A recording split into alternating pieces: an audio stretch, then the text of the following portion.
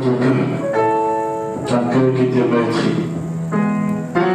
Il est dans sa parole et sa parole est la vérité. C'est lui qui a dit en Ésaïe le chapitre 61, l'Esprit du Seigneur 61, suis-moi, il m'a oint pour apporter une bonne nouvelle aux pauvres, pour proclamer la délivrance aux captifs, pour libérer les prisonniers, pour guérir ceux qui ont des cœurs brisés, pour guérir ceux qui ont des cœurs meurtris. Ce soir, le Seigneur, au travers de ce moment-là, veut encore restaurer ton cœur. Il veut encore te donner sa paix. Il veut encore te donner sa joie. Il veut encore véritablement bénir cette page sombre de ta vie. Il veut bénir véritablement tirer un trait sur ces temps véritablement de difficulté. Ces temps qui t'ont fait pleurer. Toi qui n'es pas habitué à pleurer. Seigneur, ce soir, nous voulons te demander de venir encore nous disposer. Nous disposer véritablement à cette présence. Nous disposer à cette atmosphère. Père, nous avons besoin de toi. Ce soir, tes enfants ont besoin de toi. Seigneur, que tout ce qui est distraction s'éloigne de nous maintenant. Les bras sont comme des bressailles. Il est sur moi, Jésus sur la croix. Le jour de nuit, il me soulève, il me conduit. Et comme la cheminée de ma vie.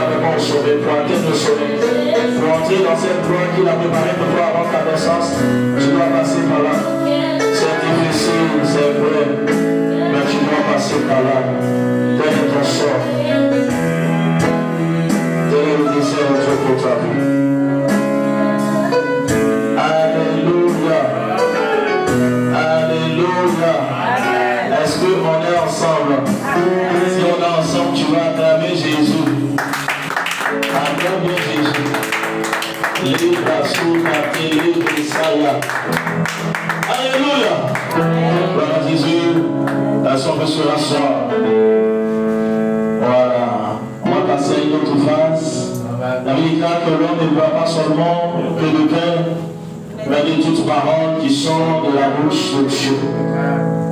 La parole qui sort de la bouche de Dieu nourrit. La parole qui sort de la bouche de Dieu rassasie. Elle a dit, venez aux eaux, vous tous qui avez soif, et vous serez abreuvés. Il étanchera véritablement cette soif. Vous savez, même si je pars véritablement sans laisser une maison derrière moi, j'aurai véritablement saisi l'essentiel que beaucoup véritablement manqueront de saisir dans ce temps et dans cette génération. Alléluia. Une chose est de bâtir une belle maison sur la terre, c'est pas mauvais. Mais une autre véritablement est d'avoir à tout le moins une case au ciel. Les gens véritablement ont des hectares et des hectares. Ils ont des domaines et des domaines. Mais ils n'ont même pas terrain au ciel. Alléluia. Alors que c'est là-bas que tu vas passer l'éternité. Mais tu n'as rien là-bas. C'est bizarre. Tu es président ici et puis là-bas tu n'as pas terrain. Tu as les milliards ici, mais là-bas tu n'as rien. Alléluia. La Bible déclare que lorsque Lazare est mort, wow, il y avait une place de choix qui lui avait été réservée dans le ciel. Amen. Lazare était sur la terre, mais lui, il n'était pas pour la terre, il était pour le ciel. Chacun a son focus, chacun a son but dans la vie. Chacun a un but véritablement qu'il veut atteindre. Et le but de Lazare, c'était de sécuriser véritablement sa place dans le ciel. Jésus dit en Jean chapitre 14 à partir du verset 1 que ton cœur ne se trompe point, que ton cœur ne s'alarme point. Qui a dit ça? Que ton cœur ne se trompe point. Amen. Il dit que votre cœur ne se trompe point. Croyez en Dieu et croyez en moi. Il y a plusieurs demeures dans la maison de mon peuple et ma paix. Si cela n'était pas, je vous l'aurais dit, je vais vous préparer une place dans la maison de son père. Et lorsque je m'en serai allé et que je vous aurai préparé une place, je reviendrai et je vous prendrai avec moi, afin que là où je suis, vous y soyez aussi. Alléluia. Amen. Il est venu, il est parti. Il est parti parce qu'il y a des places à préparer. Jésus est en train d'arranger ton lit là-bas, il est en train de tout dresser. Parce qu'il sait que tu vas le rejoindre là-bas pour passer l'éternité. Et tu dois t'estimer heureux. Tu bénis Dieu, hein. Souvent quand je suis là et te vois, tu peux être découragé à cause des soucis d'argent, à cause des soucis véritablement de ce bas monde. Mais tu dois t'estimer heureux parce que au moins toi tu l'as connu. Plusieurs ont désiré véritablement voir cela, ont désiré véritablement être là où toi tu es aujourd'hui. Le connaître comme toi tu le connais aujourd'hui, mais malheureusement, hélas, ils s'en sont allés sans pouvoir véritablement faire la paix avec Dieu. Alléluia.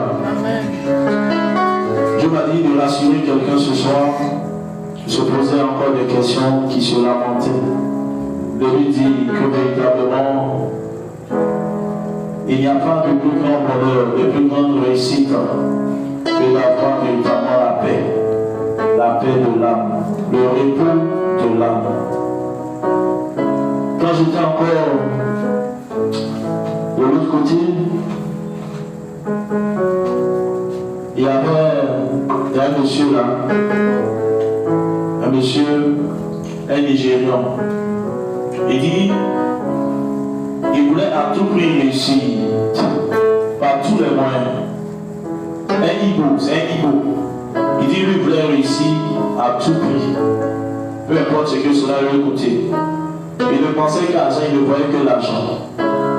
Et puis, je ne sais plus trop, il dit en 91 ou en 94, il marchait comme ça dans la rue, et puis il y a une voix forte qui a retenti véritablement.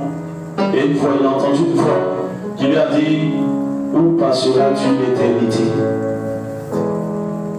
Alors que lui, il allait chercher l'argent, il partait par les business à faire. Il ne connaissait que ça, il ne pensait que ça. Même quand il manque ses business, c'est son argent. C'est-à-dire que tout est l'argent. Et voix lui dit, mon fils, où passeras-tu l'éternité? Cette question a véritablement lui a donné matière à réflexion. Il s'est arrêté, comme découragé. Il a déposé ses bagages, il s'est assis. Un instant. Il est temps que tu poses tes bagages de côté. Quelques instants. Il est temps que véritablement tu t'arrêtes un peu pour faire le bilan, pour faire le point. Pour savoir véritablement si tu es sur la bonne voie, si tu es sur le bon chemin. Car Satan est tellement subtil, tellement rusé, comme je le disais tantôt. Il a mis tout dans ce monde pour nous déconcentrer, pour nous déconnecter de la réalité de Christ, pour nous déconnecter de la réalité du royaume, afin de nous éclairer. Il a tout créé. Les gens travaillent jusqu'à leur travail, les empêche même d'aller adorer Dieu, d'aller prier. Vous voyez comment Satan comme il est rusé. Le travail. Il n'y a pas de temps, c'est le travail. Il t'épuise. Même pas le temps même de passer une minute. Et Satan véritablement t'épuise. Il prend le travail pour te contrôler. Il prend le travail pour te contrôler. Et en réalité, sans même que tu ne le saches, le travail prend la place de Dieu. Le travail devient le centre de ta vie. C'est vrai, papa. Et du coup, tu es là, le temps passe vite. Frère, parce que ce soir, je ne sais pas combien d'années il te reste à vivre. Mais vous étiez ici, je reviens là-dessus à chaque fois, c'est ce que le Saint-Esprit me communique, pas pour attrister le cœur de notre frère Noé. Mais le 31, nous étions tous ensemble ici avec sa maman. Elle était assise là. D'ailleurs, elle m'avait donné des cantiques, on a dansé ici, on a chanté, comme vous et moi, on a loué tout à l'heure. Mais feu blé n'est pas arrivé. Pourtant, on était ici ensemble, le 31. Qui ne veut pas vivre? Qui ne veut pas durer sur la terre? Qui ne veut pas faire moins 50, 10 ans, 20 ans? Tu en demandes ici, moi, il y a 1100 ans. Oui, c'est notre choix, c'est ce que le Seigneur même veut. Cependant, le programme de Dieu est tout autre. Là, il est l'heure, lorsque la mort vient te chercher. Il y a des gens qui sont partis parce que le temps n'était pas encore venu. Mais Dieu a permis qu'ils partent parce que la souffrance dans laquelle ils étaient là était trop. Ils souffraient trop. Donc Dieu préfère qu'ils viennent véritablement dans son repos. Parce qu'il n'y a pas de meilleur repos ailleurs que là-bas. Alléluia. Amen. Et sincèrement, j'étais en train de lire tout à l'heure dans Matthieu au chapitre 27. J'étais en train de lire tout à l'heure. C'est dit que la manière dont Jésus, notre Seigneur, le Sauveur, a été jugé. Les hommes, les pécheurs ont jugé le saint, le juste. Les pécheurs ont jugé le saint, le juste. C'est bizarre, hein? Lui qui est juste, qui doit juger, c'est nous on le juge. Qui comprend ça? Normalement, c'est lui qui est juste, qui doit juger. Lui qui est pécheur, mais nous on l'a jugé quand même. Parce qu'il était écrit quelque part que les choses devaient se passer ainsi. Amen. Donc ouais, Dieu m'a dit de te dire, à toi qui vas à l'église, il y a des gens qui vont à l'église mais ils ne croient pas. Hein. Ils ne croient pas dans le salut, ils ne croient pas qu'après la mort et tout ça, un jour ils seront au ciel et tout ça. Ils n'ont jamais vu le ciel, ils ne savent pas à quoi ça descend. C'est qu'il y a sûr qu'ils vont à l'église. Alors l'église, il y a dimanche solo. D'autres vont à l'église parce qu'il y a louange à l'église. D'autres vont à l'église parce qu'il y a adoration à l'église. Encore on chante comme ça là. Vraiment, ça baisse mon âme. Et vraiment, je suis dans la joie. Alléluia. Amen. D'autres vont à l'église parce que souvent, après la prière, il y a les gâteaux. On vous invite au presbytère. Hein? Elle a pu rester, pour être parti, évidemment, manger bien et tout ça. Hein? Quand il y a mariage, le couple décide de donner un petit repas à les emporter. Donc après de ça, toujours tu as l'église. Il y a des enfants qui vont à l'église. C'est-à-dire que le but du salut même, là, sinon le pourquoi ne vont pas à l'église, eux, ils n'ont pas compris ça. Et c'est dangereux. Mais le principal, le plus important, c'est que tu sois dans la maison de Dieu. Et quand dans la maison de Dieu, la prochaine jour, tu vas comprendre. Mais c'est quand tu es loin là, c'est pas évident. Et nous sommes là. Et le temps s'en va. Quelle est la durée véritablement de la vie d'un homme? De nos jours, quelle est l'espérance de vie? Et alors que, c'est-à-dire que véritablement vont se concentrer, pour pouvoir véritablement travailler pour leur salut, ils sont en train de courir. Une fois, je partais en mobile à la station là, puis je suis arrivé au Carrefour Mondial ici. J'ai vu, il y avait Fédéral sur le terrain de Maracana, le terrain là. Et le monsieur, je ne sais pas s'il était quoi, mais c'était pas un petit. Les diplômes du monsieur qui sont étalés là, ça peut quitter là-bas, jusqu'ici, en haut, jusqu'en bas, tout ça c'est diplôme. Mais ça, qui peut travailler ça encore? C'est fini. Lui, il est parti. Mais est-ce que ce monsieur-là, il a connu Jésus? Pourtant, les grands sont venus, les personnalités. Pourtant, ils ont payé cercueil de 5 millions, 10 millions. Pourtant, ils ont loué combien de 10 millions. Peut-être qu'ils ont pris une place à 8 000 là-bas. Ou ils ont fait un caveau, c'est un caveau familial, non? Hein? Ou quand papa s'en va, maman et puis on entend tout le monde. Mais est-ce que ce monsieur-là, lui-même, où il s'en va là, il est en paix? Les autres ont acclamé, c'est vrai, ça c'est la gloire. Il reste. Si Jésus voulait cette gloire, il allait accepter de devenir roi. Parce qu'on a voulu à tout prix donner à Jésus de devenir roi. Il dit qu'il ne veut pas. Sur la terre ici, les gens ont lutté pour le faire roi. Il dit qu'il ne veut pas. Parce que sa royauté véritablement n'est pas de ce monde. Vous savez,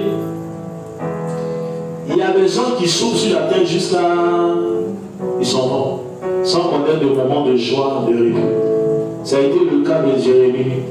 Mais si Jérémie a vécu ça, ça veut dire qu'il y a des gens, c'est le cas. C'est le cas aussi. Sur la terre, ils ne connaissent pas de joie jusqu'à ils sont morts. C'est vrai ou c'est faux? C'est vrai. Mais ces personnes-là doivent s'estimer heureuses si seulement si elles ont connu Jésus. Jésus, véritablement, leur donnera, comme il a donné à Lazare, de rentrer dans son repos. Alléluia. Il y a des gens aussi, véritablement, qui vont réussir.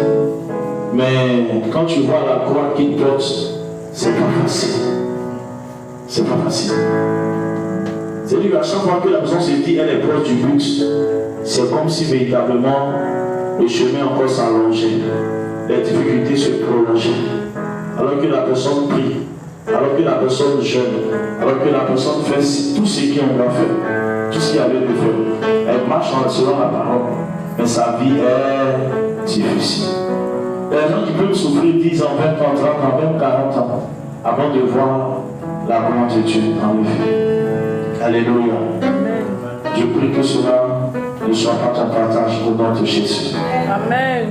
Je prie que cela ne soit pas ton partage. Écoute ce que je vais lire. La Bible dit que pour indiquer le sujet de la condamnation du Seigneur en Matthieu 27 au verset 37, on écrivit au-dessus de sa tête, celui-ci, c'est Jésus, le roi des Juifs. Donc ça veut dire que les Ponce Pilate étaient là. Tous les héros étaient là avant. Et cependant, s'il y avait véritablement un véritable roi, c'était Jésus. Mais comment comprenez-vous qu'un roi soit malmené de la sorte et pas n'importe quel roi? Comment comprenez-vous le fait que Jésus, véritablement, pendant son séjour sur la terre, n'a pas vécu dans l'opulence? Comment vous comprenez ça? Tu pries plus que Jésus. Faut me dire, est-ce que toi tu pries plus que Jésus? Est-ce que toi tu jeûnes plus que Jésus? Mais cependant, il était là, il vivait véritablement, il se contentait du nécessaire. Il y a un moment de la vie où véritablement tu as le nécessaire. C'est-à-dire que pour ne pas dire que tu es dans un état de la suffisance, ça te suffit. Ça te suffit juste.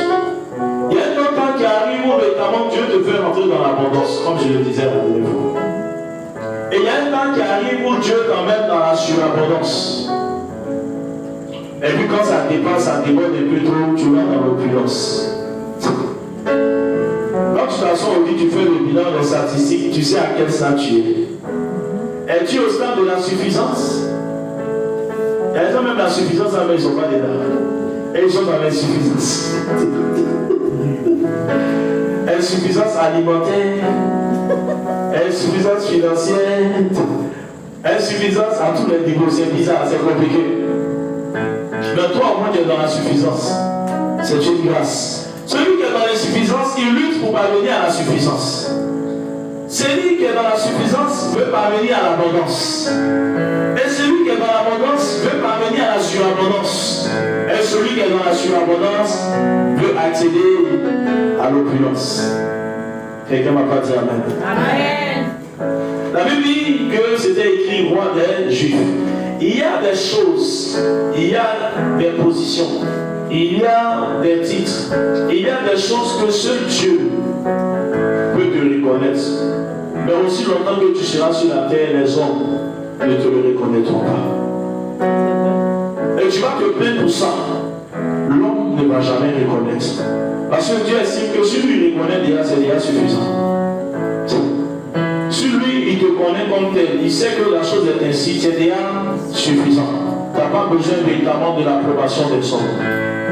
Tu as déjà l'approbation de Dieu. Avec lui fut crucifié deux brigands, l'un à sa droite et l'autre à sa gauche. Les passants l'injuriaient et se secouaient la tête. Les disciples ne pouvaient pas injurer Jésus parce qu'eux, ils savaient qui il était. Tu peux être un grand dans ton pays, mais tu vas aller dans un autre pays. Mais tu vas passer dans la rue, mais tu vas t'asseoir avec les gens. Il n'y a pas quelqu'un qui a tes calculs. Oui, la renommée là, elle est relative, ça dépend de où tu te trouves. Et ça dépend véritablement de ça. Il y a beaucoup de facteurs qui rentrent en ligne de compte. Les gens là étaient en train d'insulter Jésus. En disant, toi qui détruis le temple et qui le rebâtis en 3 jours, peut-être que dit c'est profond. Sauve-toi toi-même, si tu es le Fils de Dieu, descends de la croix. Il y a des gens qui sont venus te voir à l'époque, ta camarade, ton ami, pour dire il faut prier pour moi, mais il faut m'aider dans la prière. Tu as prié pour ta camarade, elle s'est mariée. Et depuis longtemps, tu ne vas pas marier. Donc ta camarade dit, aïe, mais toi tu pries pour les gens et puis c'est marié là. Comme il faut prier pour toi-même, tu as tes mariés, c'est ça, ils ont dit à Jésus ici. Aïe, c'est pas toi qui fais pour les gens, pour les autres, il faut faire pour toi-même, on va voir. Voici véritablement ce qu'on est en train de dire au Seigneur. C'était l'humiliation suprême. C'était le con. Les principaux sacrificateurs avec les scribes et les anciens se moquaient aussi de lui. Les principaux, pas les sacrificateurs, les principaux sacrificateurs.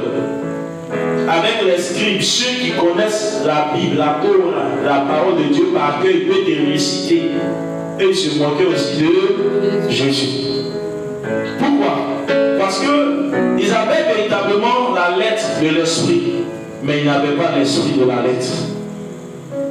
Ils n'avaient pas la révélation de qui était là. Pour eux, c'était un vulgaire personnage. C'était une personne ordinaire. N'en fais pas certaines personnes quelquefois dans la vie qui te sous-estiment, qui te minimisent, qui ne te donnent pas la place qu'il faut. C'est parce que ces personnes-là, Dieu n'a pas ouvert leur esprit sur eux. Amen. Dieu ne leur a pas donné de savoir qui tu es. Dieu ne leur a pas révélé ton identité. Donc ces personnes-là, si tu les vois te sous-estimer, c'est simplement pour cette raison. Alléluia. Amen. Et les scribes et les pharisiens. Quelquefois, c'est dit que quand les gens se moquent de nous, bien sûr, des situations, ça nous fait mal. Parce que ces personnes-là sont censées, étaient censées être celles-là même qui devaient prendre véritablement la défense de Jésus. Souvent, les gens, véritablement, ceux qui tu comptes, qui doivent prendre ta défense, ce sont ces personnes-là même qui te livrent. Ce sont ces personnes-là même qui amènent ton nom véritablement sur la table des braisages. Et on te braise. Les gens que tu estimes, qui rient à toi, mais qui te poignardent dans le dos. C'est ainsi. Les scribes, les principaux sacrificateurs, des gens qui avaient la connaissance, des gens même qui ont lu quelque part que le Messie devait venir tout autour, ils ont eu les signes, tout. Ils viennent rire de Jésus. C'est grave. C'est très grave. Les hommes de Dieu sont en train de se moquer de leur patron. Ils sont en train de se moquer de leur maître. Ils sont en train de se moquer de leur roi. Ils sont en train de se moquer de leur sauveur. À cause de quoi? Pour certains, au fond de leur cœur, ils reconnaissaient, ils savaient que c'était lui, Jésus. Mais de peur, par crainte pour la foule et les gens du peuple, pour sauver véritablement le pouvoir. C'est-à-dire que pour pouvoir préserver véritablement leur pouvoir, et préserver véritablement les richesses de ce monde qui seront détruites par la rouille et la terre. Ils ont préféré véritablement se ranger du côté du peuple. Ils ont laissé Jésus seul à cause du pouvoir. Ils sont tellement assoiffés de pouvoir, ils préfèrent dire non au paradis, au royaume des cieux, et oui au fauteuil présidentiel, à leur pouvoir sur la terre. Parce qu'étant à cette position-là, ils se sentent rois, ils se sentent forts, et ils peuvent aisément écraser les autres. Et c'est à cause de la richesse, à cause du pouvoir, que beaucoup ont tronqué leur salut, ils ont renoncé à leur salut, ils ont bradé leur salut. Il dit, avec les paradis, là, pour nous, c'est bon. Le ciel, là, c'est bon. Le royaume des cieux, là, c'est bon. Il y a déjà le pouvoir ici, j'ai la richesse, c'est l'essentiel. La Bible dit, à quoi sert-il un homme de gagner le monde s'il perdait son âme? Que donnera un homme en échange de son âme? Alléluia. Amen. Il a sauvé les autres et il ne peut se sauver lui-même. Si les rois d'Israël, qu'ils descendent de la croix, et nous croirons en lui. S'il est roi d'Israël, qu'il descende de la croix, alors nous aussi nous allons croire en lui. Est-ce qu'en ce moment-là, Jésus ne peut pas descendre de la croix? Si. Amen. Amen. Lui avait la capacité, contrairement à toi qui attends le secours qui te vient de là-haut, lui pouvait descendre. Mais ça ne faisait pas partie du plan de départ. Dans le plan, il ne devait pas descendre. Dans le plan, il devait rester sur la croix. Tu es fatigué d'être sur la croix. Tu es fatigué. Ta chair là, ça pend comme ça en lambeaux. Tu es fatigué d'être sur la croix. La vie t'a tellement donné des coups. La vie t'a criblé de coups. Tout sortes de coups, tu as reçu. Et tu es encore véritablement sur la croix. Tu es fatigué, tu appelles la mort aussi ne vient pas depuis là. Parce que la mort pour toi c'est l'ultime délivrance. Alléluia. La mort pour toi c'est l'ultime délivrance. Et tu cries à Dieu. Parce que tu en as marre d'être dans ce corps à souffrir, d'être encore sur la croix. Les gens finissent de te frapper. Les gens finissent d'écraser sur toi. Les gens finissent de te piétiner. C'est toute forme d'ignominie. C'est toute forme d'humiliation. Toute forme d'affront que l'on subit de la part de nos semblables sur la terre. C'est que Jésus a retracé le parcours véritablement de la vie terrestre, de la vie sur terre, des difficultés, de tout sortes de vidéos que l'homme peut avoir sur la terre, dans sa passion véritablement, la passion qu'il a souffert jusqu'à la mort à la croix. Si tu arrives à descendre de là, nous on croit en toi. Ça ne faisait pas partie du plan. Et Jésus, au fait, il savait véritablement, il connaissait le plan parfaitement. Il savait qu'il devait rester là.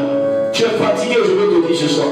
Tu es chargé, tu es fatigué ce soir. Tu veux même abandonner, tu veux jeter l'éponge, ne jette pas l'éponge. Prie. Dieu a mieux à te proposer. Dieu veut ouvrir une porte plus grande pour toi. Dieu veut ouvrir une porte plus grande pour toi. La prière va décanter, va ouvrir la porte, va débloquer ta situation. Tu as prié, mais où les choses étaient sur le point de prendre, tu t'es découragé. Tu as dit, je suis fatigué de prier ce soir. Reprends véritablement ton tapis de prière. Comme Daniel, il ouvrait la fenêtre, il se mettait en direction de Jérusalem et il priait 3 fois par jour. Même lorsqu'on est venu lui annoncer des choses terribles, Daniel est allé à la fenêtre. Il a ouvert la fenêtre, il s'est mis à genoux et il a commencé à prier. Il est resté serein, il a persévéré dans la prière et le salut de l'Éternel est arrivé, la délivrance est arrivée. Alléluia. Amen. Ils sont en train de te dire de te sauver. Tu n'as pas dit tu peux, faut te sauver en voie. En ce moment, on te voit plus comme un lion maigri, on te voit comme un chien mort. On te voit comme un chien mort. On dit faut te sauver en voie. Ça te fait mal. Et souvent, même tu peux réagir. Tu vas remarquer que Dieu t'a tellement fait passer par les épreuves, les difficultés. Il t'a tellement brisé qu'à un moment donné, les choses pour lesquelles tu t'es fâché avant, tu pouvais tuer l'homme. Aujourd'hui, on te fait, et puis tu souris, tu dis mon frère, que Dieu te pardonne. Et puis tu prends ta route, tu t'en vas. C'est beau, c'est beau. Ah ouais. Ouais, Dieu t'a fait passer dans trop de choses. Donc tu es arrivé là, tu vois tout ça dans paix des temps. Toi, tu veux gagner un temps, tu veux avancer. Tu es trop concentré. Alléluia. Amen. Il s'est confié en Dieu. Que Dieu le délivre maintenant. S'il l'aime. Là, il a dit, je suis fils de Dieu. Vous l'avez dit au fait chrétien, non? Vous l'avez dit au fait chrétien, donc on va voir, quand Dieu va vous sauver dans ce que vous êtes là. Et Satan se moque. Et Satan, il pousse l'autre aussi à se moquer de toi. Et vous êtes dans ça. Et il rit de toi. Dans la cour, là, quand tu sors, là, ça fait passer. Ça rit dans le cœur. Quand tu rentres, ça rit. Quand tu sors, on est assis sur ton nom. Souvent, tu as envie là-bas, tu as ok, moi si je le donne. C'est aussi. Alléluia. Et franchement, c'est compliqué. Aujourd'hui, la sorcellerie des familles, les gens autour de toi, même les amis, les promotionnaires sont en train de dire, ah, elle s'est confiée à Dieu, non? Il s'est confié à Dieu, non? Que Dieu le délivre maintenant, on va voir. Vous dites, vous êtes chrétien, nous on ne va pas à l'église, même si nous, Dieu va finir de réaliser. Vous êtes chrétien, nous on ne va pas à l'église, après on a déjà maison. Nous on ne va pas à l'église, on a déjà fini, on a déjà tout, on a l'argent. Qui dit mieux? Bon, Dieu n'a pas fait pouvoir, c'est vous qui partagez, c'est vous qui êtes pauvre. C'est pas ça? C'est ça, ils ont dit à Jésus que tu pries. On dit, il faut faire, on va voir. Mais ce n'était pas le temps de Dieu. Regarde ce qui va se passer. Les brigands crucifiés avec lui l'insultaient de la même manière. Depuis la 6e heure jusqu'à la 9e. Il eut des ténèbres sur toute la terre. C'est là les gars, les gentils qui ont dit, attends, c'est pas le gars qui a oublié, c'est pas notre camarade. Attends, maintenant on laisse pas nos camarades. Il avait dit que les brigands qui étaient auprès de lui, ils ont fait quoi? Ils l'ont insulté. Et voici que véritablement les ténèbres ont béni couvrir toute la terre. Ça veut dire qu'en ce moment précis, là, le règne des ténèbres est en train de prendre fin. La lumière va venir régner. C'est pourquoi il y a eu les ténèbres sur toute la terre, pour marquer la fin du règne de Satan. Et le repositionnement, le pouvoir revenait maintenant aux mains des enfants de Dieu. Amen. Il y avait quelque chose, un événement majeur, interplanétaire qui était en train de se produire en ce moment-là. Il était nu et Dieu voulait couvrir sa nudité. Parce qu'on avait déshabillé. Donc Dieu a envoyé véritablement les ténèbres. Il s'est servi encore des ténèbres pour venir couvrir sa nudité et pour envoyer un message fort à l'humanité. Pour dire que véritablement, voici que la lumière véritable est sur le point de paraître. Et un nouveau règne. Lui qui avait quitté sa place, son trône, un temps, il est venu, il a souffert parmi les hommes. Il a suivi toutes sortes d'humiliations. Le moment était arrivé pour que véritablement il retourne prendre sa place et commence à régner à nouveau, à jamais. Amen. Je suis en train d'aller rapidement. Jésus s'écria d'une voix forte, Élie, Élie, lama sabachthani. C'est-à-dire, mon Dieu, pourquoi m'as-tu abandonné? Est-ce que ce soir tu n'es pas en train de demander au Seigneur pourquoi il t'a abandonné? Est-ce que c'est quand tu n'es pas en train de demander à Dieu pourquoi il t'a abandonné? Est-ce que tu n'es pas en train de dire que Dieu n'entend pas mes prières? Dieu n'entend pas ma prière, il n'exauce pas mes prières, et que moi véritablement c'est plus la peine. Pourquoi m'as-tu abandonné? Ça c'est la chair qui parlait. Et c'est la chair qui parle en ce moment. Quelques-uns de ceux qui étaient là l'ayant entendu dire, il appelle Élie, et aussitôt l'un d'eux courut prendre une éponge qu'il remplit de vinaigre et l'ayant fixé à un roseau, et lui donna à boire. Mais les autres disaient, laisse, voyons si Élie viendra le sauver. Nous aussi les hommes vraiment, on aime se moquer d'eux. Quelqu'un en train de souffrir, et puis on est en train de se moquer. Jésus poussa de nouveau un grand cri et rendit l'esprit. Et voici, le voile du temple se déchira en deux, depuis le haut jusqu'en bas. Et la terre trembla, les rochers se fendirent, les sépulcres s'ouvrirent, et plusieurs corps des saints qui étaient morts ressuscitèrent. Étant sortis des sépulcres après la résurrection de Jésus, ils entrèrent dans la ville sainte et apparurent à un grand nombre de personnes. Le centenier et ceux qui étaient avec lui pour garder Jésus, ayant vu le tremblement de terre et ce qui venait d'arriver, puis saisi d'une grande frayeur, et dit, assurément, cet homme était fils de Dieu. Ils disent, assurément, cet homme-là, on sait que c'était le fils de Dieu. Hein? Quelque chose s'est passé ce jour. La Bible dit, que quand il a poussé le cri, comme tu es en train de soupirer en ce moment, le voile s'est déchiré. Les tombeaux se sont ouverts. Et les saints furent ressuscités par la puissance du Saint-Esprit. Chrétienne, enfant de Dieu, fils du royaume, fils du royaume, je te dis ce soir que nous ressusciterons. Amen. Parce que Christ est ressuscité.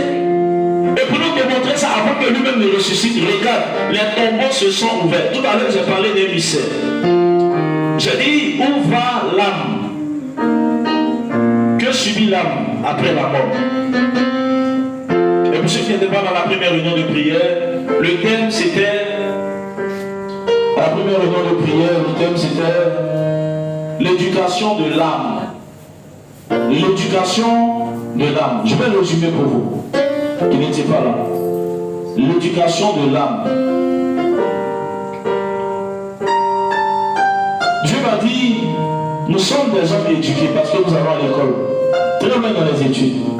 Nous sommes des hommes éduqués parce que nous avons reçu véritablement, en grandissant, une éducation de la part de nos parents. Amen.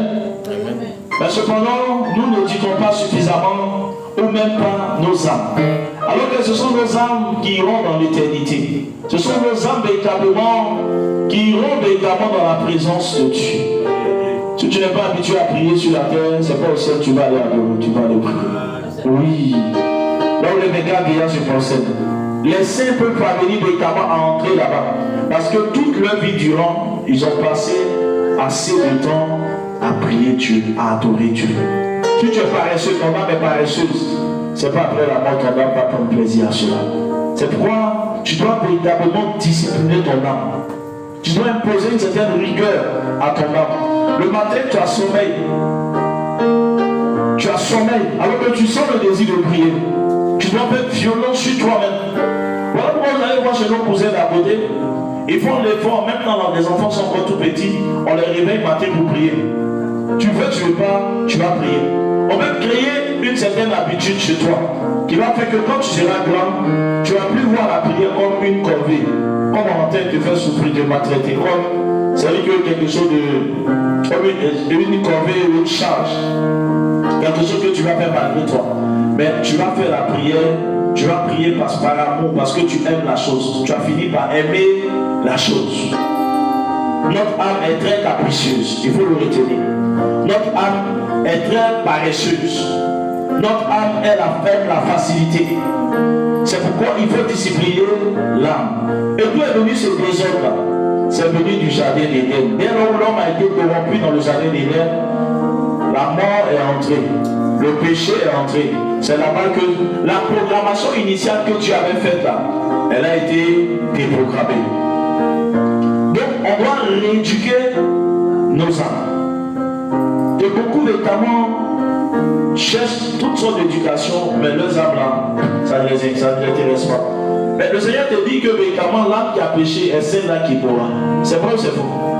L'âme qui a péché est celle-là qui mourra. Quand Dieu parle de l'homme, il ne traite pas avec l'esprit, il ne traite pas avec le corps. Il traite avec ton âme.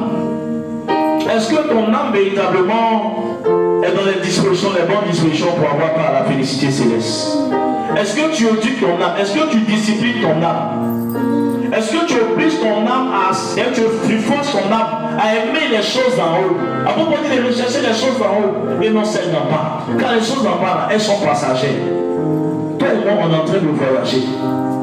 Comme je l'ai dit, on marque esclave quelque part à Paris, tout on est en train d'aller au Canada ou quelque part. Et puis c'est là. Hein? Toi, tu veux construire une maison. Tu as déjà vu ça? C'est là tu veux faire ça. Tu as déjà vu ça? C'est là tu veux véritablement travailler. Tu as déjà vu ça? C'est-à-dire que tu veux prendre tout ton temps pour travailler. Non, je suis désolé. Toi-même, quand je te dis ça, ça te paraît vraiment bizarre. C'est ridicule. Vous êtes en voyage, soit par avion, soit par bateau, soit par car, par la route. Et vous arrivez dans une ville, toi tu es que là, tu veux rester là, tu vas construire une maison, tu vas tout faire en même temps avant de continuer. Le car va t'attendre, l'avion va t'attendre, le bateau va t'attendre, les gens vont t'attendre. Ça ressemble à ça. Ça ressemble à ça. Pensez-vous que si Jésus voulait construire cité Oribat, il ne pouvait pas faire Oribat au moins 1000?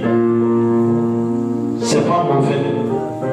Mais quand véritablement, c'est que ça prend tout ton temps. Hein? La chose qui prend ton temps là, elle remplace Dieu automatiquement, sans que tu ne le saches. Et Dieu passe au second plan. Et quand Dieu passe au second plan, le dernier jour, toi aussi Dieu va te reléguer au second plan. Et c'est ce jour-là, il y aura des cris et des grincements des dents dehors. Parce que d'autres seront trouvés pour venir occuper ces places à soi. Tandis que ceux à qui ces places avaient été réservées, beaucoup seront disqualifiés. Alléluia. C'est pourquoi c'est le moment pour toi dès que d'habituer ton âme à la prière, d'habituer ton âme à la méditation. Sur le chemin du paradis, il y a beaucoup de choses. Mais toutes les choses que vous trouvez sur le chemin du paradis, c'est-à-dire que dans la quête du salut, du paradis là, c'est des choses que notre âme déteste. C'est pour cela que la Bible dit que les désirs de la chair sont contraires à ceux de l'esprit. L'âme aime les choses de la terre, les plaisirs de ce monde, tout ce que nos yeux voient, qui du tape à l'œil. L'âme aime ça. L'âme, c'est que la voie de la facilité. Pourtant, pour prier régulièrement, pour le quotidien, de façon truc, c'est difficile. C'est poser véritablement des jeux de prière, puis pouvoir les respecter, c'est difficile. Mais en faisant tout doucement, à un moment donné, c'est fini. Tu finis par t'habituer. En méditant, à un moment donné, tu prends plaisir. Et j'ai dit ici qu'un enfant, même un adolescent, peut passer des heures, une nuit, toute une journée, à jouer aux jeux vidéo. Mais va faire 5 minutes pour lire la Bible. C'est pas ça? Des adultes vont se retrouver au tanier ou au banditron. Ils peuvent passer toute la soirée là-bas. Mais venir s'asseoir pour prier, ils peuvent pas faire 5 minutes, 10 minutes. Alors que c'est ça qui va te garantir le ciel. Mais nous aujourd'hui, là, on est rentré dans un monde qui nous a servi des choses. Au lieu de chercher à discerner, au lieu de chercher à faire la part des choses, on n'a pas su faire la part des choses. Ce que le monde nous a servi là, c'est un poison, un cocktail mortel. Mortel pour notre âme. Et puis on a pris, on a bu et on est dedans. Regarde, à cause des jeux vidéo, les gens ne vont pas aller au paradis. Parce qu'ils vont laisser dans les jeux vidéo là. C'est ça qui est dans leur tête. Et ils vont partir, ils vont en enfer. Regarde comment c'est bête. À cause des jeux vidéo, à cause de ça, t'as pas temps, tu vas partir. À cause de la drogue, d'autres vont partir en enfer. Parce que, mais quand tu es toujours dans les doses, tu es toujours en train de fumer la queen, c'est comme ça qu'ils appellent ça. Hein? Tu es toujours en train de fumer ça, mais tu es déconnecté de la réalité. À quel moment tu vas prier, à quel moment tu vas aller à l'église? Poisson là. Le diable a mis ça sur comme ça va les envoyer en enfer. Il est toujours 24 heures sur 24. Il est sous la dose. Il est inspiré. Il devient bon parler au quartier en même temps.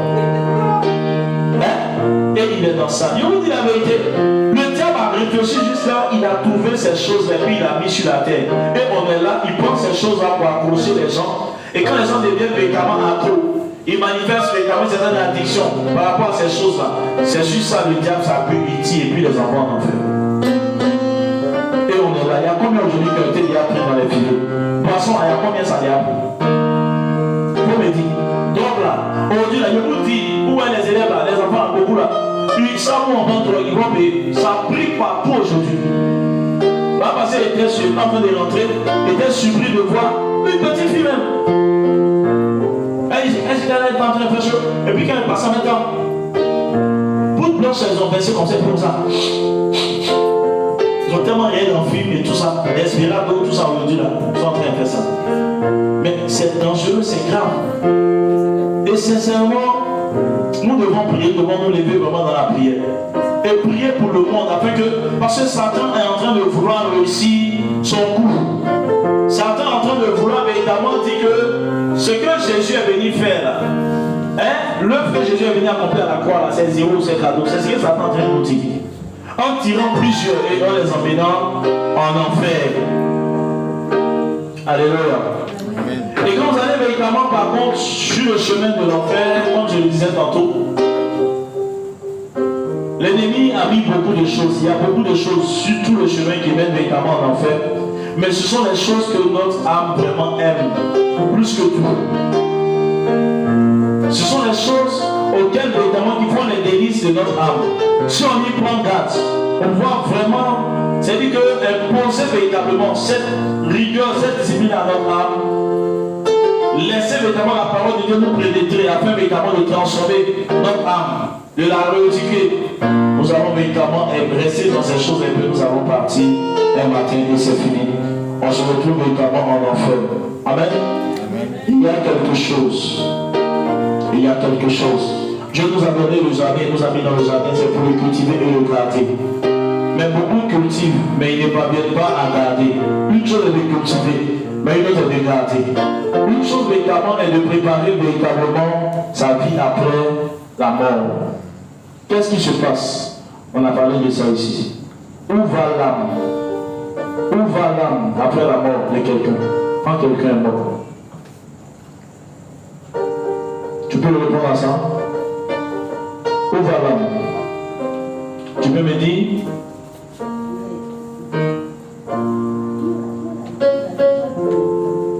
Oui, où va l'âme? Je vous écoute. Vous ne savez pas? Hein? C'est pas ce qu'on a dit. Quand Lazare est mort, il va tout purgatoire. Quand le mauvais riche est mort, il va tout purgatoire. Ils sont partis au ciel. Hein? Il est parti en enfer. Le mauvais riche, le riche est parti en enfer. Et Lazare est au ciel. Vous savez, quand l'ange de la mort vient chercher votre âme, quand il vient chercher l'âme, hein? Les gens vous conduisent véritablement au cimetière. Quand vous arrivez véritablement au cimetière, l'ange de la mort, en fonction véritablement, c'est dit que du témoignage, de votre témoignage, c'est juste le témoignage. Quel a été votre témoignage pendant votre vie sur terre? Si elle a duré 40 ans, 50 ans, 30 ans, on ne sait pas. Mais quel a été véritablement votre témoignage? En fonction du témoignage, il y a des anges qui sont convoqués. Si le témoignage est bon, on convoque 2 anges qui viennent véritablement, comme ce fut le cas pour Lazare. Hein? Ce sont les anges de la miséricorde. Ils viennent. Et c'est à eux que l'ange de la mort remet ton âme. C'est à eux que l'ange de la mort remet ton âme. Et qu'ils prennent ton âme. De la même manière qu'en entrant dans le monde ici, la vie que tel est le spirituel, tel est le physique. De la même manière que tu as été enregistré et tu es parti véritablement, souvent à l'intérieur, il y a des gens qui disent, il faut aller à l'état civil, un truc, pour aller véritablement déclarer, véritablement, pour dire que il y a une naissance comme ça. Et après, c'est dans ça, on va faire l'extrait de naissance et tout ça. On a posé la question ici, à la mairie. Le jour où si tu t'en vas, on va aller véritablement faire papier pour dire que telle personne a un certificat de décès. Il y a extrait date de naissance, il y a aussi extrait. Hein? Voilà. Il n'y a que des décès. Il y a extrait de ça aussi, celle-là. Alors, qu'est-ce qui se passe? En ce moment précis là, ton âme véritablement va monter. Ton âme va passer le premier, le deuxième, le troisième, le quatrième, le cinquième, le sixième, pour atteindre le septième, pour un enrôlement, pour remplir des formalités. Et quand ton âme a fini de remplir les formalités, ton âme revient dans la tombe. Et quand ton âme revient dans la tombe, une fois, il y a rien dessus, ils ont essayé de filmer le processus de décomposition dans la tombe. C'est quelqu'un qui était parti. Mais la caméra là, quand ils ont ouvert quelques jours après, ils ont vu que la caméra là avait explosé. Ça a explosé. Au bout de quelques, je ne sais pas, 2-3 jours, ça n'a même pas duré, la caméra a explosé. Qu'est-ce qui s'est passé? C'est un mystère. Il ne peut pas voir dans le secret. Ce que Dieu cache là, il ne peut pas. Si Dieu n'a pas révélé, tu ne peux pas voir ça. Et quand l'âme revient, du moment où évidemment c'est confirmé, ton nom est truc, tu viens. Tu es dans la tombe. Et puis, il y a encore une fenêtre qui s'ouvre. Il y a encore évidemment une ouverture. pour te donner d'avoir accès au paradis. Là, tu ne peux pas entrer, mais tu es connecté au ciel, au paradis. Et ton le plus attendre, il y a comme cette lumière-là qui va te donner véritablement d'avoir une visibilité et de voir, d'avoir un avant-goût de ce qui va se passer là-bas. Et alors que les 24 les anges seront en train d'adorer dans le ciel, toi depuis ta tombe, amen, tu seras en état d'adoration. Quand tu n'as pas eu un bon témoignage, quand l'ange de la mort prend ton âme, il va convoquer 2 anges. Ce sont les anges du châtiment que Dieu véritablement a mis là pour les châtiments éternels. Il remet ton âme aux 2 anges là. Et tu vas, c'est la même chose. Tu vas aller faire un enrôlement en enfer. On va t'enregistrer et puis ton âme revient. En ce moment-là, il y a une ouverture qui se fait sur l'enfer. Pour que depuis ta position, tu puisses déjà recevoir les premières flammes de l'enfer, les premières chaleurs. Et tu es là. Depuis la tombe, tu as déjà une idée. À tout à l'ensemble, de telle sorte que quand le son va sortir là, tu n'es pas étranger à ça. Tu sais déjà plus ou moins, c'est un avant-goût. Alléluia. Tu sais plus ou moins, si ces braises sont mises sur toi, la douleur de ça là, tu sais qu'elles vont te mettre dans le feu. Quand ils ont fait tout, ils ont mis le feu dedans. On va te mettre dedans, comme dans l'Italien là. La douleur de ça, tu vas connaître. Et depuis là, tu es connecté aussi. Chacun est connecté. Le pieux, le juste, lui il est connecté au royaume. Toi tu es connecté à l'enfer. Ah, vraiment, le 7e ciel, on en parle comme ça. Mais ce sont des degrés. Quantique, il y a des degrés de David. Quantique, il y a des degrés. Ce sont des degrés. 1 degré, 2 degrés, 3 degrés, 4 degrés, 5 degrés, 6 degrés, 7 degrés. Donc toi, tu vas aller 7 degrés sous terre. Pour ton enrôlement, tu reviens. Et tu es connecté déjà à l'enfer avant le jour du jugement. Parce que le jour du jugement, tous vont ressusciter. De toute façon, ça s'est passé là. Le jour où Jésus a poussé le cri. C'est comme ça que ça va se passer. Même à sa résurrection, ça s'est passé. Même que autour, les tombes véritablement, les tombeaux se sont ouverts. Il y avait une telle puissance pour dire que c'est lui qui a le pouvoir. Il est maître de la vie. Ils se sont relevés. Et c'est là que ceux-là véritablement dont les noms étaient déjà enregistrés dans le livre de vie, ceux-là, ils vont s'approcher. Ils vont entrer dans le paradis. Alléluia. Et ceux dont évidemment les noms n'auront pas été trouvés là, mais de l'autre côté, ceux-là, en ce moment-là, les anges véritablement qui sont là-bas, qui font la loi là-bas, de la pireur, vont remonter, vont venir chercher leurs âmes pour les conduire à leur dernière demeure, où ils vont rester éternellement. Voici les 2 destinations. Tu as vu 2 anges venir prendre Lazare, l'âme de Lazare, pour partir dans le sein d'Abraham. Et c'est comme ça, 2 anges aussi prendront celui véritablement qui n'est pas converti, celui qui a eu un mauvais témoignage, pour l'emmener en enfer. Alléluia. Ça, tu ne savais pas ça par contre. Tu savais ça? Tu savais? Amen. C'est pourquoi c'est maintenant que tout se passe, c'est maintenant que tout se joue. C'est maintenant que nous devons véritablement nous disposer. Nous devons nous attacher à Dieu véritablement. Parce que la Bible dit que c'est terrible de tomber sous le jugement de l'Éternel. Et le jour du jugement dernier, ça sera terrible. On ne va pas demander pardon pour quelqu'un. On ne demande pas pardon pour quelqu'un. Tu es assis à la table, il a imposé, non? Elle n'a pas demandé pardon pour toi, elle ne peut pas demander pardon. Elle ne peut pas demander pardon pour un petit. Ce jour-là, il n'y a pas pitié, il n'y a pas sentiment. Parce que tu auras eu véritablement tout le temps pour pouvoir vraiment te convertir. Mais tu auras rejeté la sainte doctrine. Amen. Tu auras rejeté la sainte doctrine. Et j'ai donné ici véritablement les versets suivants, les passages suivants. 1 Jean, le chapitre 2, le verset 16. 1 Jean, le chapitre 2, le verset 16. Jérémie, le chapitre 17, le verset 9. Romains, le chapitre 7, le verset 18. Romains, le chapitre 7, le verset 18. Romains, chapitre 7, le verset 18. Te dis quoi? Romains, chapitre 7, verset 18 te dit ceci. Ce qui est bon, je le sais, n'habite pas en moi, c'est-à-dire dans ma chair. J'ai la volonté, mais non le pouvoir de faire le bien. Tu sais ce qui est bon. Tu veux faire le bien, mais tu ne parviens pas. Tu ne pourras faire le bien que si la grâce t'est donnée véritablement par Dieu. Quand je ne fais pas le bien que je veux, et je fais le mal que je ne veux pas. Et si je fais ce que je ne veux pas, ce n'est plus moi qui le fais, c'est le péché qui habite en moi. Alléluia.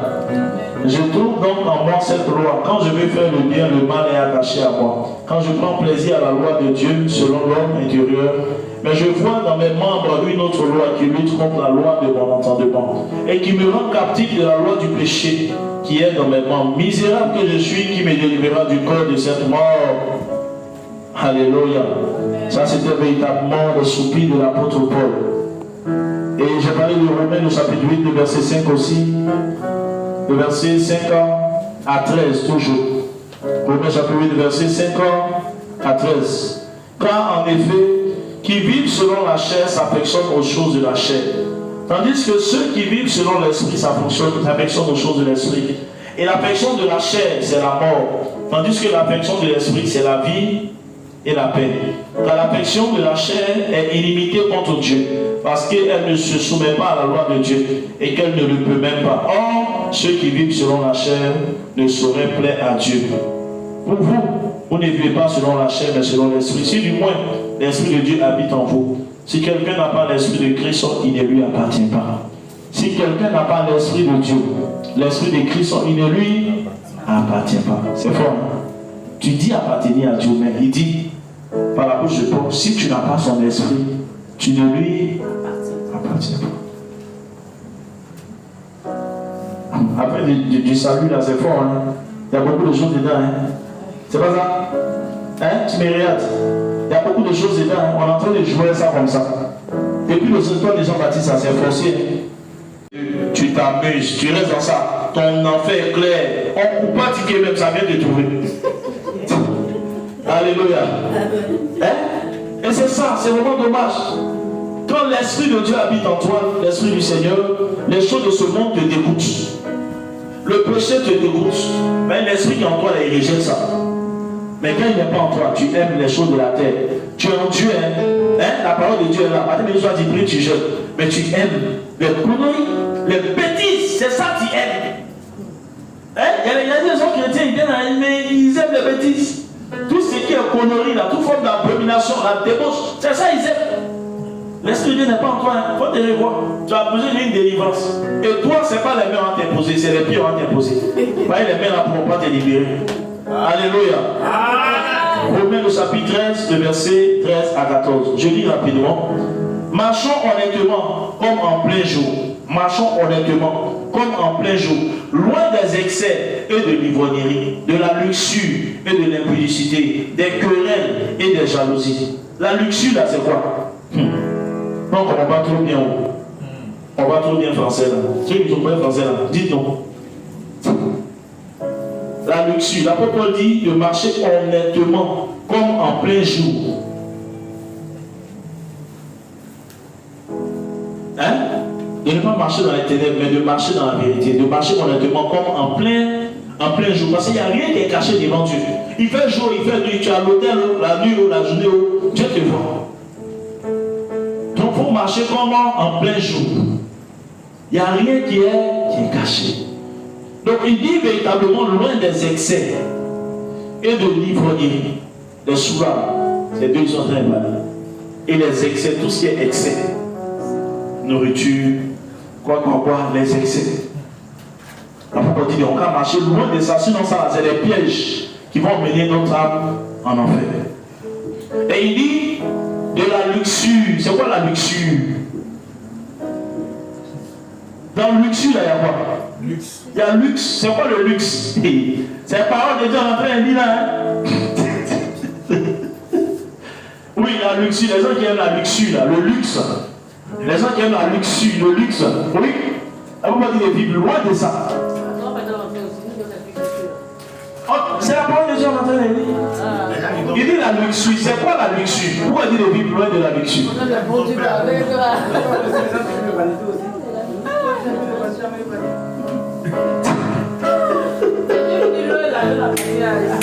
C'est ce qu'on est en train de dire, oui. C'est quoi? Les gens qui sont prêts à tout pour dormir pour vivre évidemment dans de l'or, dans l'opulence, dans l'extravagance, dans tout ce qui est bien matériel, qui sont prêts à tout, évidemment pour avoir les iPhone 14. Ils sont prêts à tout, évidemment pour... Non, oui. Mais c'est quoi? Oui. Oui, à un moment, je vais répondre. Pour nous aider. Je ne sais pas comment expliquer. C'est de l'exagération. C'est de l'exagération. Voilà. Parce que quelqu'un peut avoir le iPhone 14. Ils sont prêts à tout. Non, en fait, il y a la notion d'excès qui revient encore. C'est l'excès. C'est-à-dire c'est l'exagération. Tu as besoin d'un iPhone. Tu as besoin d'un... Que tu payes 10. Voilà. Et puis maintenant tu es avec tes amis, tu ou bien... comment on fait? C'est-à-dire que tu vis non seulement... Bon, D'une manière ostentatoire. tu peux vivre dans l'opulence, mais être humble. Mais parce qu'il y a des gens qui Dieu a donné, des fois ils sont trucs. Mais il y a d'autres là, oui, il faut le m'as-tu vu. Donc supposons que si tu aimes les bijoux, si tu aimes les bijoux, que tu as les moyens, tu peux payer beaucoup, non? Mais si tu as payé, attends, moi ça là, je ne parle pas. Tu as payé beaucoup là, il faut te promener. Quand les gens vont voler, tu vas parler. Parce qu'ils ont besoin de ça. Vanité, c'est vanité, mais vanité, la vie, comment on goûte avant les bâtiments? Non, mais c'est ça. Supposons que tu aimes les véhicules de luxe, tu as les moyens. Tu t'offres beaucoup de véhicules. D'accord, je vais te poser une question. Non, pas beaucoup aussi. Au temps de Jésus, là, il y avait des richesses, non? Oui. Mais pourquoi il n'a pas cherché, il ne s'est pas concentré sur ça? Tu es parti en Israël, on t'a montré les maisons de Jésus. David avait tout ça. Hein? David avait tout ça. C'est ce qu'il dit. Laisse affaire de David, là. Lui-même qui est Jésus, même, c'est pour lui qu'ils ont été battus. De toute façon, les hommes de Dieu, ils ont les poèmes là. Ils portent aujourd'hui les trucs, je ne sais pas de combien de carats de trucs là. Jésus, il a une chaîne en or. Tu as vu ça sur lui? C'est un mode de vie. Parce que ces choses que tu vois là, c'est un piège. C'est-à-dire que c'est un piège pour l'âme. Et donc, sincèrement, quand tu vois les moines, hein, dans les différents monastères et tout ça, tu vois les façons de vivre. Tu vois, même il y a des fraternités là, quand tu vois les gens en train de vivre, tu crois que c'est parce qu'ils sont pas à l'école, ils sont pas intelligents, ils ont la connaissance. Mais pourquoi ils vivent comme ça? Je vais te poser la question. C'est dans le débrouillement. C'est un choix de vie aussi. Hein? C'est un choix de vie.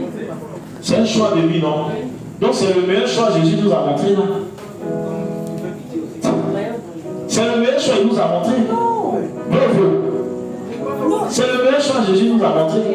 Sinon Jésus pouvait faire comme Salomon. Oh ben, il pouvait se jouer les babatiens. Oh ben, c'était un joli garçon. Oui, mais comment tu penses que avoir tout ça, la mais vivre dans l'humilité? Voilà l'humilité. Avoir tout ça, mais vivre dans l'humilité. Parce que moi j'ai vécu avec les moines en France pendant une semaine, 2 semaines. C'est pas parce qu'ils n'ont rien. Les moines, simplement qu'ils vivent le détachement et tout ça. Mais ils m'ont fait aller dans leur truc de. Ils ont le bétail, ils ont beaucoup de choses. Mais ça, ils prennent les plus. Quand ils donnent. Ils disent que c'est pas parce qu'ils sont moines que ça veut dire qu'ils sont paresseux. Mais Je m'en dis sur le plan. et puis ils travaillent. Maintenant, c'est une histoire d'humilité. C'est ça, ça c'est déjà L'humilité. C'est déjà vraiment ça. Ils donnent à ceux qui en ont besoin. Parce qu'en réalité, la plupart des gens, véritablement, la leçon dont on est en train de parler ici, là, c'est que ça a une connotation péjorative. C'est une dépravation. Tu vois? C'est les excès, tu es là, il y a Benoît en or, l'autre côté encore, bébé, son berceau en or, et tout autour. Écoute, ce que je suis en train de te dire. Mais pourquoi Padre Pio n'a pas fait ça, l'argent qu'il a eu? Il a été tué. Pourquoi il n'a pas pris tout l'argent là? hein, pour pouvoir vraiment s'offrir, il pourrait s'offrir ça. Moi, il y a une question que je vais Oui. Pourquoi les hommes qui ont l'argent là, ils ont 5, 8, 10, 20 maîtresses, 15 maîtresses, c'est pourquoi tout ça. Ils ont les femmes, ils ont beaucoup de maîtresses. Ils ont les maîtresses, mais les femmes aussi, pas les... Parce qu'on a dit que... Ils ont une maîtresse. Enfin, ils ont les femmes. Ils ont une femme. Mais pourquoi ils ont de nombreuses maîtresses comme ça? Je dis que si les maris aussi là, ça fait... Mais elle maîtresse Salomon, mais Salomon est parti à sa perte. C'est les excès. En fait, moi je pense que c'est l'humilité en fait qui peut si quelqu'un. Il dit que Dieu a créé tout ça là, il faut qu'on profite aussi. Oui, mais. Vanité est vanité, mais il n'a pas eu vanité. Et puis il dit qu'il y a une Bon, en fait, si Clarisse aujourd'hui a l'argent, elle achète 100 bijoux, 100 chaînes en or. C'est pourquoi? C'est pas la même chose. Non. C'est ce que tu as dit. Tu payes 100 chaînes en or là, c'est pourquoi? Tu payes 50 montres en diamant, c'est pourquoi? Ça dépend des richesses. Le regard d'autrui. Voilà. Il y a beaucoup de choses. Parce que, au fait, quand tu veux te montrer aux gens, tu poses, genre, pour te voir t'exhiber là, c'est comme si tu n'as rien, tu es pauvre, tu es misérable. L'homme qui a quelque chose là, il ne se fait pas avoir. Au fait, tu dois comprendre que le christianisme, la chrétienté là, c'est un mode de vie. C'est un mode de vie. Il y a un président en Amérique latine, c'est son nom, je vais chercher la prochaine fois, je te le dis. Ce président-là, quoique président, vous savez quoi que devenir président, il n'est pas allé au palais présidentiel. Tu vas me dire que c'est un choix. Il est resté dans sa maison. Il dit les histoires de grâce du corps, tout ça, là, il ne veut pas. Il est chez lui. Mais à chaque fois que son mandat finit, le peuple même demande à ce qu'il puisse encore se représenter. Il est président, mais il ne veut pas Jéhovah, fanfare, tout ça, là, il ne veut pas. Il a sa voiture, c'est une R4 ou quoi. C'est ça qui roule jusqu'à aujourd'hui. Est-ce que tu comprends?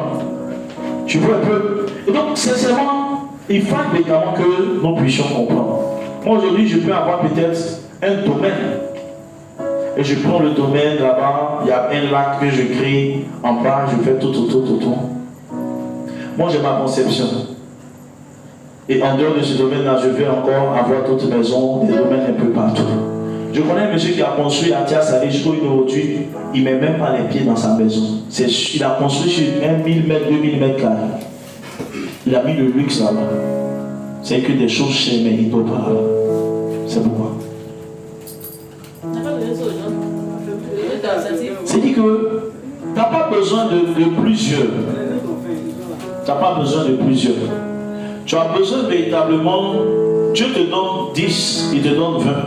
Toi, tu prends ce dont tu as besoin et le reste là, tu donnes aux autres. Mais de toute façon, Clarisse est en train de dire là, ça veut dire que tu as beaucoup et puis tu as ça, c'est toi. Comprenez? Non, tu vas forcément partager. C'est véritablement ça. Et c'est ce que Saint François d'Assise a compris, c'est ce que Padre Pio a compris. Quand Padre Pio devait partir, tout l'argent qui était là, c'est le reste de l'argent. Il a pris la fin de l'hôpital pour les pauvres. Il dit voilà ça, je m'en vais. Mais Teresa, c'est pas que les gens ne vont pas assister, mais elle est partie à ça. Elle n'est pas partie à ça. Elle a pris tout ce qu'elle recevait pour assister les pauvres.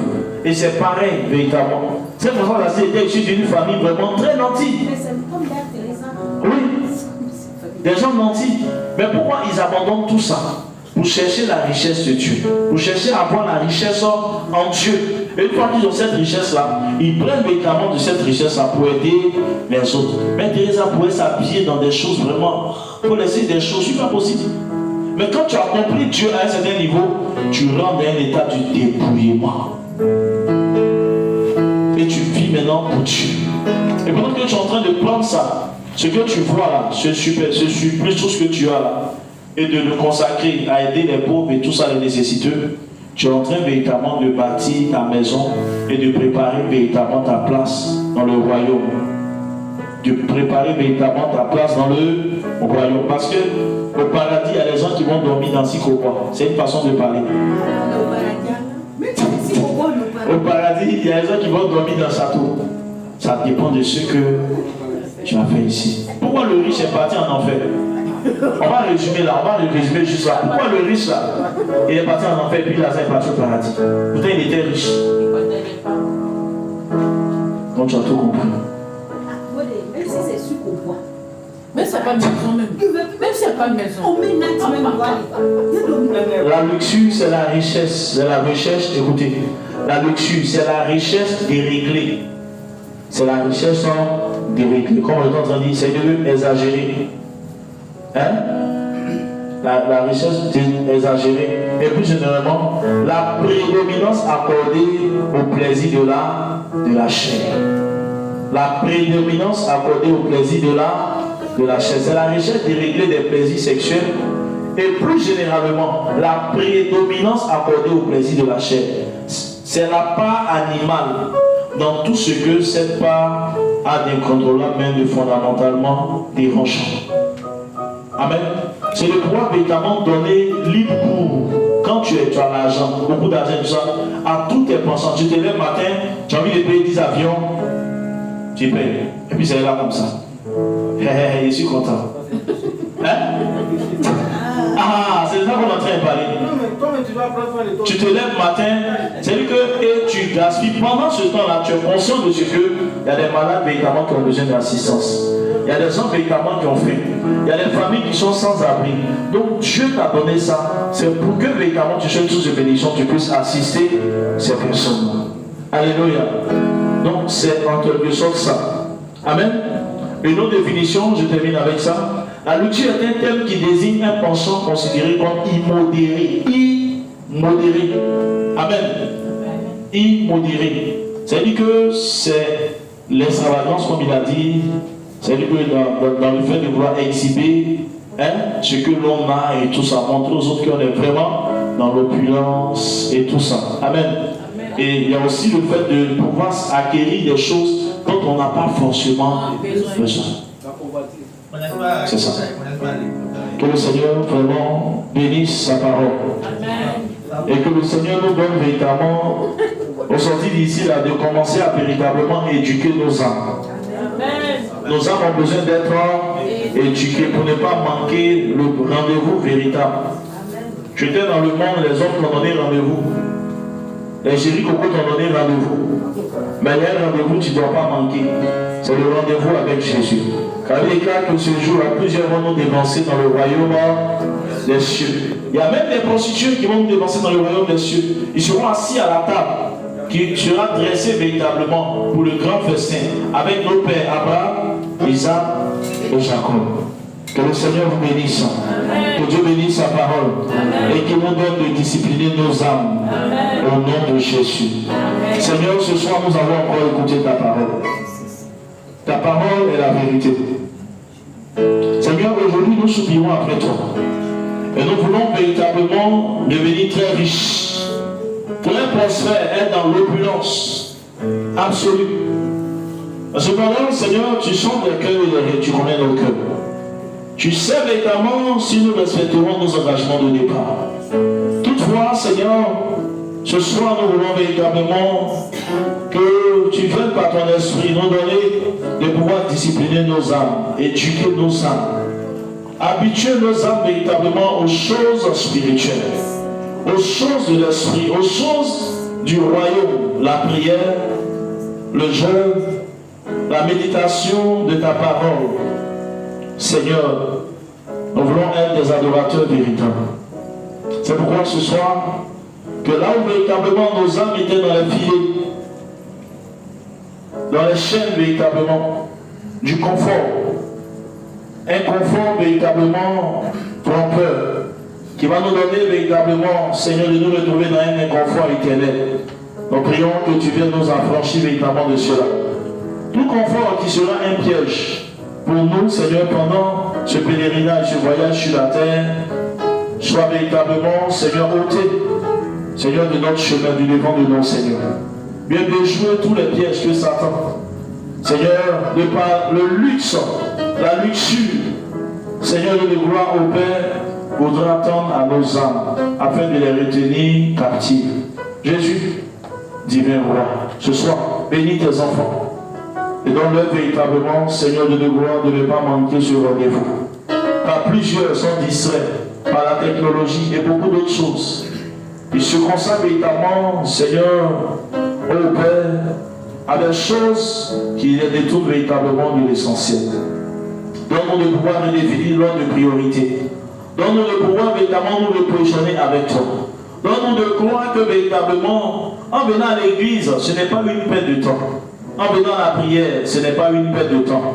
En priant, ce n'est pas une perte de temps. En méditant la parole, ce n'est pas une perte de temps. Car tu as fait une promesse. Et cette promesse-là, tu la tiendras. Si toi-même, véritablement, tu as souffert, et qu'après la souffrance, véritablement, tu es mort, et que de la mort, tu es ressuscité, cela veut dire que, Seigneur, il est vrai que nous souffrons.